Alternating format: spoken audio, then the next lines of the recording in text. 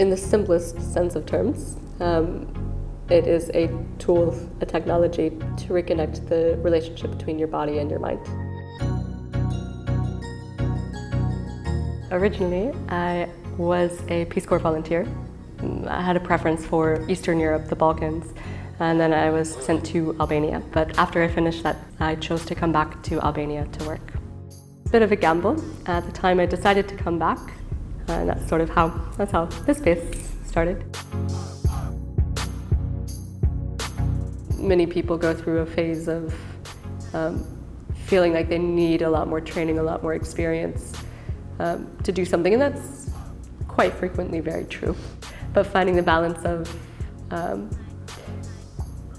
knowing that you have a skill set and knowledge to do something, and realizing that the rest of that knowledge will come from experience and from practice. So I think for all of us, we have to figure out what that point is. Otherwise, we just wait 5 more years, 10 more years, 15 more years till we feel like we're ready. We'll never be ready. Of course, it's always challenging to kind of think about where you fit in the world, or the skill set that you've learned. Well, maybe the skill set that you've learned and the skill set that you have are maybe not necessarily compatible. What you're passionate about or what professionally you've studied also. I think we're all trying to merge those things and figure out where's sort of that, combination of passion, profession, what are your skills, what are your talents, and trying to merge those into feeling that we are doing something that is rewarding.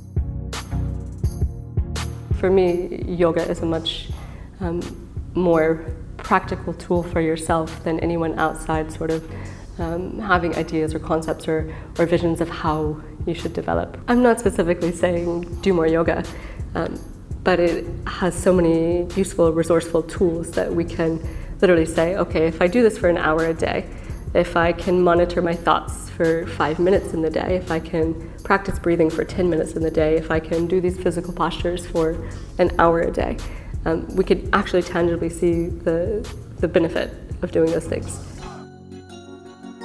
Most people don't know what they want to do with their lives. And I think you're in a process of exploring different avenues, and I think that they should actually stay open.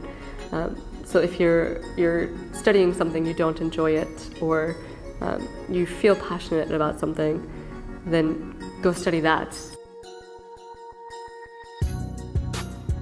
So in a yogic sense, have some structure, have some flexibility, adaptability as well, in terms of it's not so black and white, it's not so cut and dry. I can't necessarily say that I have a specific target or a specific end all to doing this. I think it keeps evolving in a sense, and it keeps connecting me to different people. That means a different opportunity arises, a different collaboration arises, and those continue to create other projects. There's so many possibilities, but how to sort of navigate which one to take can be very confusing. I think having worked in India, there's a huge culture of telling stories, and people are amazing storytellers. If you just think of stories being told for thousands of years, and this is how, information is passed, this is how traditions are passed before the written language. The stories are absolutely crucial to our existence.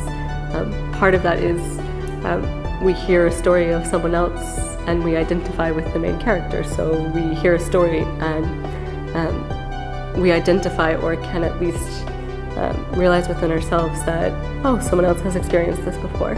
I'm not the only person that feels this way. I'm not the only person that is asking these questions. We all ask these questions. Sometimes we think we're the only person asking those questions, but then we hear a story of someone else and they have the same questions, and then that, of course, as a human, is reassuring.